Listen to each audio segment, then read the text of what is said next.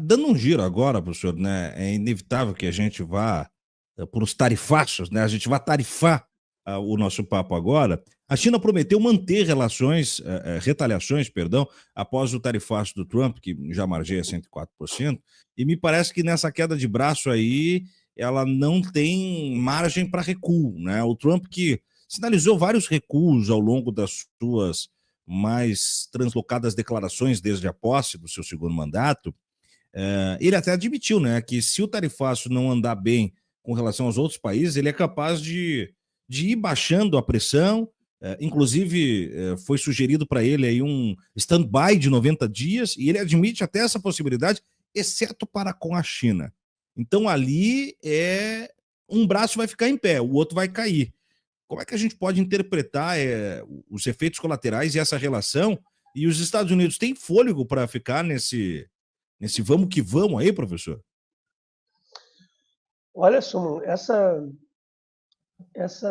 disputa que está acontecendo agora entre os Estados Unidos e China, ela, é, ela me surpreende em certo nível, porque eu sempre digo que o Trump sempre falou do seu amor pelas tarifas, né? Ele chegou a dizer que tarifa é a palavra mais bonita do dicionário, mais bonita do que amor, mais bonita do que respeito. Porque ele acredita realmente que as tarifas alfandegárias são uma maneira de reavivar a indústria dos Estados Unidos. Ele considera que a globalização acabou beneficiando a China, fazendo com que a China pudesse aumentar sua participação no comércio internacional e também subir alguns degraus em termos tecnológicos. Agora, a extensão que isso está sendo realizado é muito além do que a gente já tinha visto anteriormente. E considerando-se que há uma previsão para que essas tarifas entrem em vigor num período muito curto, é óbvio que a população dos Estados Unidos vai sofrer bastante. Hoje em dia, a China já tem mais ou menos metade da produção industrial do mundo. Isso significa, e ela tem um superávit comercial gigantesco com os Estados Unidos. Isso significa, na prática, que a população estadunidense depende dos produtos chineses para o consumo mais fundamental em muitos níveis. Então, quando o Trump coloca essas tarifas que estão aí superando 100%, isso significa que do dia para a noite esses produtos vão dobrar de preço.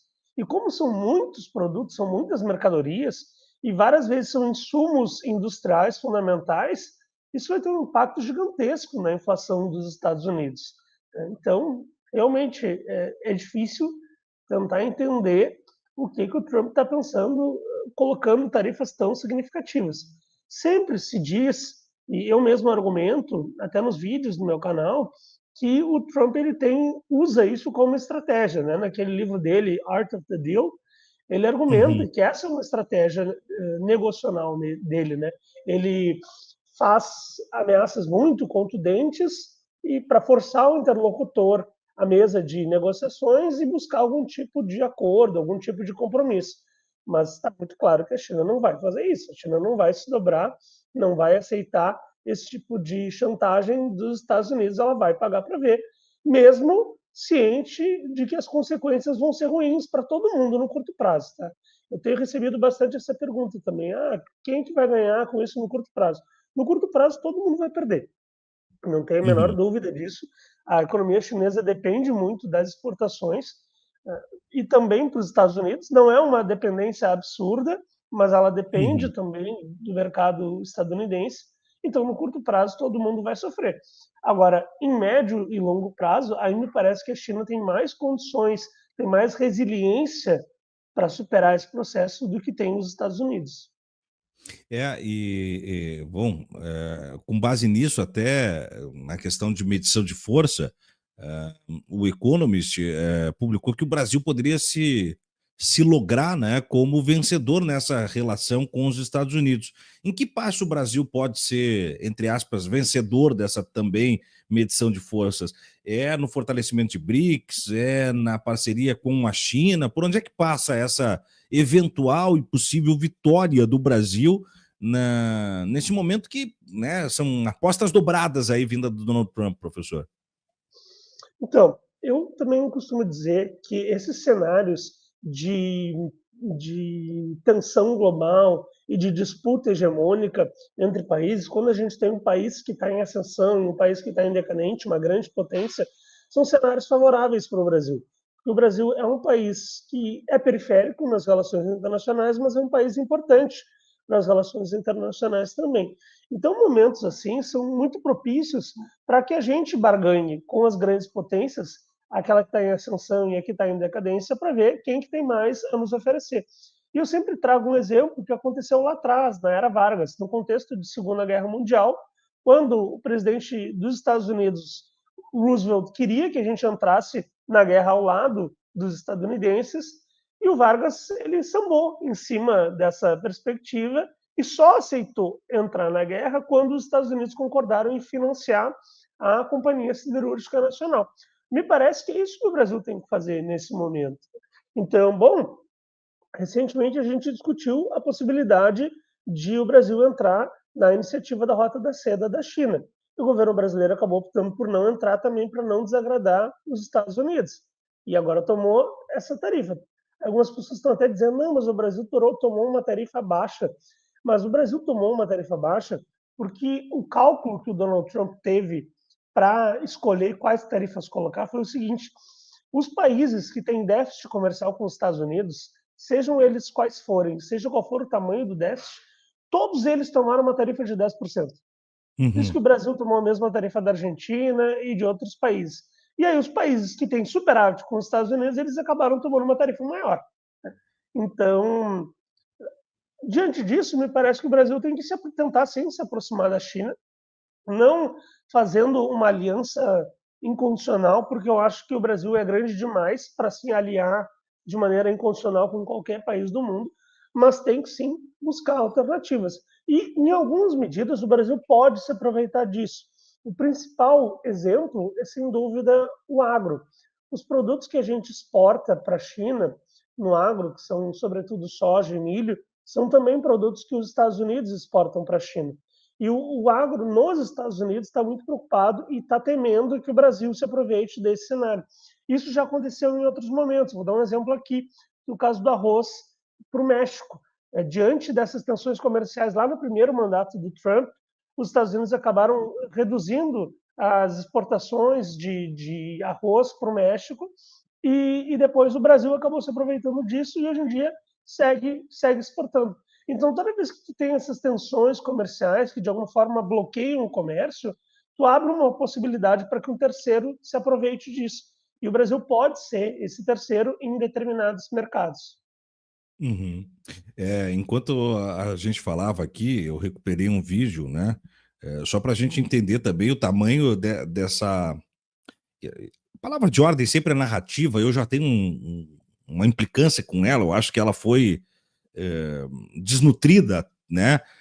Até representar coisas mais banais, mas eu não encontro palavra melhor agora para traduzir a coisa da narrativa, né? Essa manifestação do Donald Trump, né? E diz que os caras estão procurando ele para, entre aspas, desculpa a expressão essa hora, gente, beijar a bunda dele. É o que ele fala. Os caras estão vindo beijar a minha bunda e procurando, como se, né, pedissem bênção do povo para baixar as tarifas.